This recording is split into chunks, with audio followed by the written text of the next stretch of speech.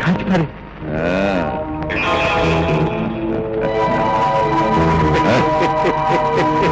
కాల్తో తొక్కేయి.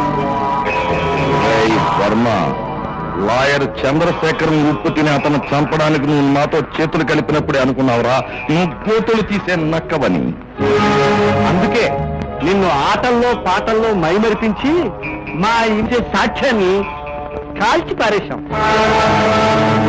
ఈ నెగిటివ్ను చూపించే కదరా మా దగ్గర లక్షలు లక్షలు గుంజి మా ఇమేజ్ ని రూపుపాపాలని చూసా. పాపం భూస్థాపితమైపోయింది. అందుకే నా జాగ్రత్తలో నేను ఉన్నాను. అది మీరనుకుంటున్న నెగిటివ్ కాదు. మురారి, అయ్యయ్యో ఎలా చిక్కిపోయావురా? ఎలా ఉండేవాడు ఎలా అయిపోయావురా? ఎలా అమ్మకుంట్లో బాగలేదు. ఎలా బాగుంటుందిరా? లంకంత కొంప కూలిపోయిన తర్వాత ప్రాణాలతో ఉండి సంతోషించాలి. అన్నయ్య తిట్టాడు, నువ్వు కోప్పడ్డావు. అయినా మీరు నాకు కాకుండా పోతారా?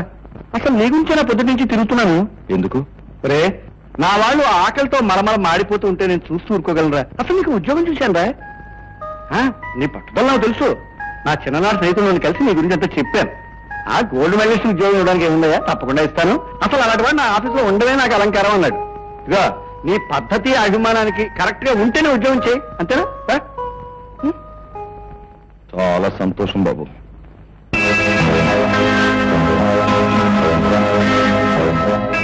Very good. రేపు ఉదయం 10 గంటలకి వచ్చి డ్యూటీలో జాయిన్ అయిపోయి లక్షణంగా ఉద్యోగం చేసుకో. నేను ఇవాళ మెడ్రాస్ వెళ్తున్నాను, వచ్చాక కలుసుకుందాం. గరుత్మంతరావు, చాకులాంటి కూరని అప్పచెప్ప. చాలా థ్యాంక్స్. ఈ పెట్టి ఇక్కడే ఉండిపోయింది, దీన్ని రాజమండ్రి పంపించాలి, మర్చిపోయానన్నమాట. ఇప్పుడు ఎలా నాగభూషణం? ఈ ఉదయంలోగా ఈ పెట్టి రాజమండ్రి చేరకపోతే మనం కట్టిన డిపాజిట్ పోతుంది, రావాల్సిన కాంట్రాక్ట్ పోతుంది. ఇప్పుడు ఎలాగా? పెట్టింది రేపు ఉదయం 10లోగా రాజమండ్రి చేర్చే నమ్మకమైన వ్యక్తి కావాలి మనకి. ఓ ఇంతే కదా, మావాడు తీసుకెళ్తాడు. ఇతనా? ఏమిటి ఇతనా? ఇతను సందేహిస్తున్నావా? ఇదిగో, నమ్మకానికి నిజాయితీకి మా వాడి వంశం పెట్టింది పేరయ్యా. నీ నమ్మకం లేకపోతే ఉద్యోగం అంత మాట ఎందుకులే. చూడు బాబు, ఉద్యోగంలో చేరిన మరుక్షణంలోనే నీకు చాలా చాలా పెద్ద బాధ్యత అప్పగిస్తున్నాం. జాగ్రత్తగా నిర్వర్తించు. Okay sir. రే, రాత్రి ఇంట్లో పెట్టుకుని మొదటి బస్సుకి బయలుదేరు. జాగ్రత్త. వెళ్ళు. మంచిది, వెళ్ళు వెళ్ళు. చూడా, ఇది గరుడ వ్యూహం.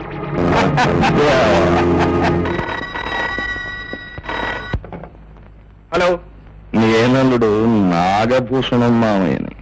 ఏమిటి కొత్తగా ప్రేమ నటిస్తున్నావు? నా కేసును తిరగదోడి నా నడకి ఉరిత్రాడయించాలనుకున్నావు, కానీ నీకు తెలియకుండానే నీ ప్రాణాల్ని నేలకేసి తొక్కేస్తున్నాను. నేను చేసేది నీకు తెలిసేలోగా నీ చేతిలో ఏమీ ఉండదు, చెయ్యడానికి ఏమీ ఉండదు. హలో హలో,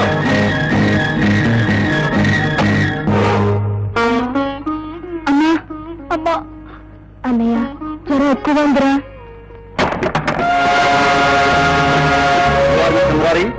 ఏం చేస్తుంటారు? అది మీకు అనవసరం. మీరెందుకు వచ్చినట్టు? ఈ ఇంట్లో దొంగనోట్ల వ్యాపారం జరుగుతున్నట్టు మాకు రిపోర్ట్ వచ్చింది. ఫాలో చేయడం మా డ్యూటీ. ఇన్స్పెక్టర్, ఎక్కడికో వెళ్ళబోయి ఎక్కడికి వచ్చినట్టున్నారు. నో, మా డ్యూటీ మేము చేయాలి. I don't love you mister Murari.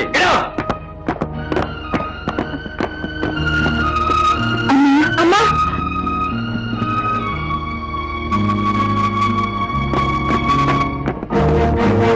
Mister Murari, ఇదేమిటి? ఆఫీస్ డబ్బు. మరిందాక దొంగనోట్ల వ్యాపారం చేయట్లేదన్నారు, ఇప్పుడు అదే అంటున్నాను. మరి దొంగనోట్లకు సమాధానం ఏమిటి? దొంగనోట్ల 10%. ఇప్పుడు మిమ్మల్ని అరెస్ట్ చేస్తున్నాను. పదండి స్టేషన్కి. బాబు బాబు, ఆ డబ్బు మాకు సంబంధించింది కాదు, మీరు సంపాదించా. ఏం చెప్పుకోవాలన్నా ఏం సమర్థించుకోవాలన్నా కోర్టులో తెలుసుకోండి. కదా బాబు బాబు బాబు, అమ్మా అమ్మా అమ్మా అమ్మా అమ్మా అమ్మా, బుజ్జి నేను డాక్టర్ తీసుకొస్తాను. అమ్మ చూసుకోండి. అమ్మా బాబు, నువ్వు ఉంటే నా జరిగేదా? పెద్ద నేను తీసుకురానమ్మా, అడ్రస్ నా దగ్గరుంది, వెళ్ళి తీసుకురానా?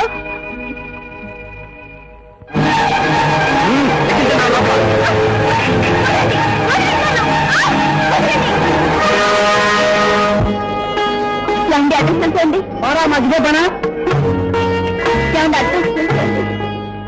ఈ అడ్రస్ ఇంగ్లీష్ లో ఉంది బాబు, నాకు చదవడం రాదు.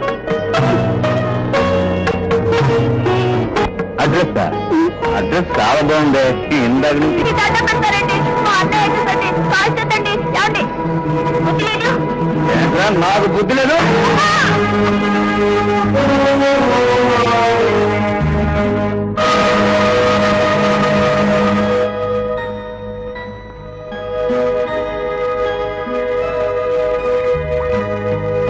ఏంటి చేతులు గడిస్తున్నావు? ఏవి సహించడం లేదు. నాకు తెలియకుండా ఎవరో నా గుండె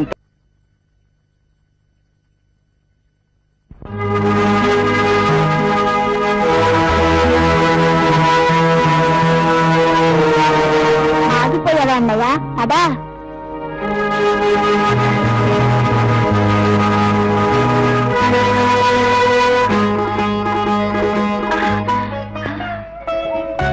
బాబు,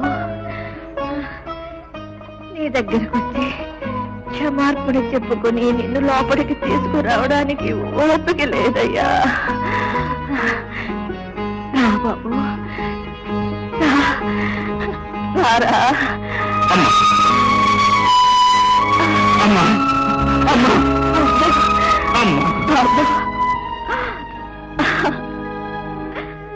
బాబు, ఈ ఇంటిని కంటికి దీపంలా కాపాడావు. నిన్ను పొమ్మన్న రోజునే ఇంటి పతనం ప్రారంభం అయిందయ్యా. బాబు, వాళ్ళంతా చల్లా చెదిరైపోయారు. ఎవరెక్కడున్నారో కూడా వాళ్ళందరినీ నీ చేతిలో పెట్టి వాళ్ళ జీవితాలు అమ్మా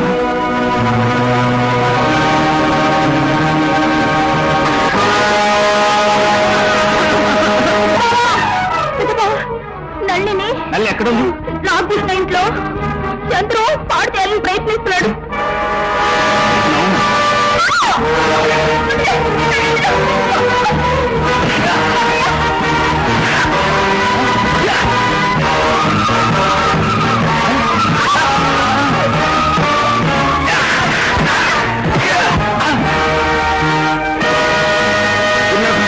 ఏమిటి కుటుంబం ఏమైంది? వీళ్ళ సంగతి నేను చూస్తాను. రేపు ఏమిటవుతుంది కదా బాబు, కేసు ఫైనల్ హీరింగ్ జరగబోతుంది. రేపు ఆ వర్మగారి ఎయిర్పోర్ట్ లో దిగబోతున్నాడు. వాడి దగ్గర లాయర్ చంద్రశేఖరం గారి హత్య తాలూకు నెగిటివ్ ఉంది. ఆ నెగిటివ్ ఎలాగైనా కోర్టులో ప్రవేశపెట్టగలిగితే రజనీదేవి గారి నిర్దోషాలు మనం నిరూపించచ్చు బాబు. కానీ ఆ సాక్ష్యాన్ని నాశనం చేయడానికి, ఆ వర్మగాన్ని దారిలోనే చంపేయడానికి నాగభూషణ వాళ్ళు ప్రయత్నిస్తున్నారు. ఎలాగైనా వర్మగాన్ని కాపాడుకోండి, లేకపోతే పని శ్రమంతా వృధా అయిపోతుంది. Your attention please. Flight number ICW 207 from Sri Lanka is arriving in few minutes. ఎప్పటికి వస్తున్నాయా? టైం ఎంత అయింది? అదైందయ్యా, విమానం వచ్చి వేలైంది. పనులన్నీ దారి మధ్యలోనే జరిగిపోవాలి, జాగ్రత్త. అబ్బా, మెల్లిగా మాట్లాడు, కూడా విమానాలు కూడా చెవులుంటాయి. అవునన్నయ్య, ఆ వరం ఎలా గుర్తుపట్టడం? కాగల కార్యం తీర్చడానికి అరుగో గంధర్వులు సిద్ధంగా ఉన్నారు. వాళ్ళు ఎవరిని రిసీవ్ చేసుకుంటారో వాడే Varma. Your attention please. Flight number ICW 207 from Sri Lanka has landed. వచ్చేసి అడుగు, వచ్చేసాడు. స్వాగతం వర్మ, సుస్వాగతం. వచ్చారే స్నేహితులు నాకు తప్పుతుందా మరి? రా అడుగు, వాడే వర్మ.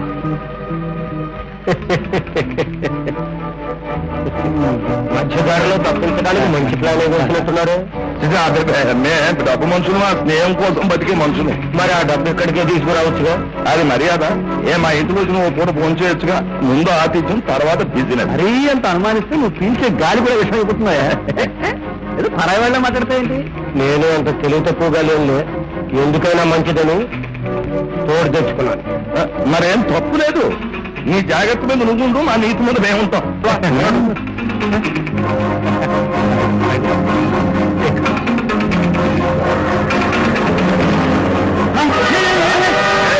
ఈ డ్రైవర్ గారు కావాలి పిచ్చెక్కిందా? మా అమ్మ వెళ్ళిపోతాడంటే అప్పటికే అవటం లేదు. గరుడా, ఏమిట్రా, ఏమైంది? విష్ణుమూర్తి తమ్ముడు కారు తీసుకుపోయి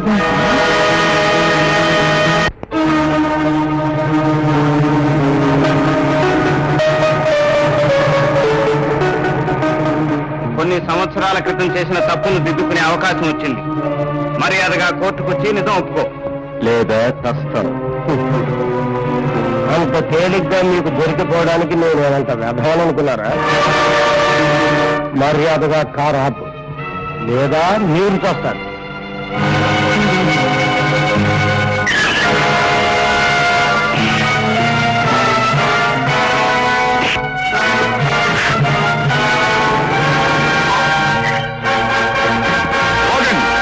కృష్ణమూర్తి, మర్యాదగా వర్మ మాట అప్పగించు, లేదా అందరూ ఇక్కడే చస్తారు.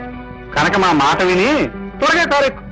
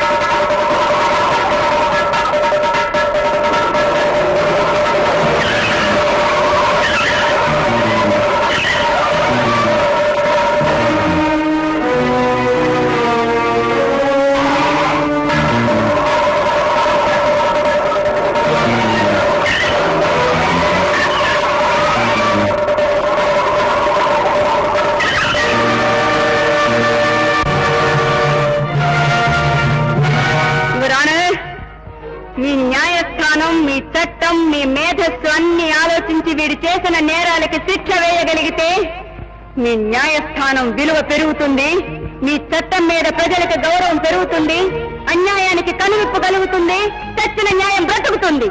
చూడండి, మీరు అనవసరంగా అతను చేసిన నేరం నిరూపించకుండా ఉద్రేకపడుతున్నారు. మీరు చెప్పేదానికి అతను చేసిన నేరానికి సాక్ష్యాలేమిటి? సాక్ష్యాలున్నాయి మిస్టర్ జస్టిస్. లాయర్ చంద్రశేఖర్ని నాగభూషణ్ చంపాడడానికి సాక్ష్యం పెట్టెలో ఉంది. ప్రత్యక్ష సాక్షి ఎదురుగా ఉన్నాడు. చెప్పు, చూసింది చూసినట్టు చెప్పు. చెప్పరా? జరిగింది జరిగినట్టు చెప్పు. వెళ్ళు.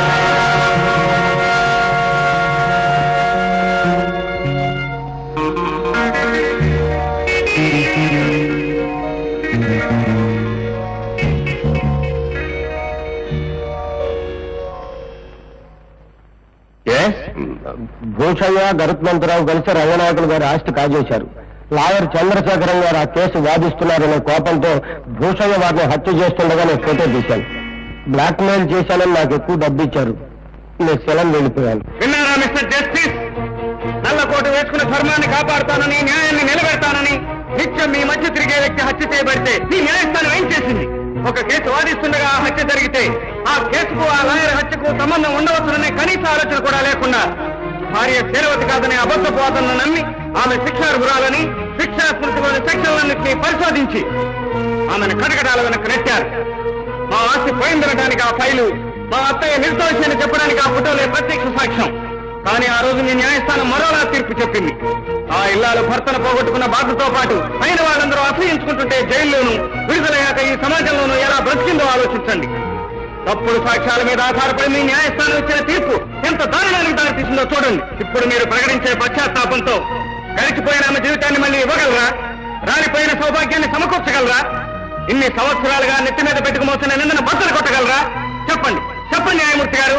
ఆమె స్థానంలో మీరు నిలబడి ఆ రోజు మీ న్యాయస్థానం ఇచ్చిన తీర్పు న్యాయమో అన్యాయమో ఇప్పుడు మీరే తీర్పు చెప్పండి. వాళ్ళేం చెప్తారు, నేను చెప్తాను.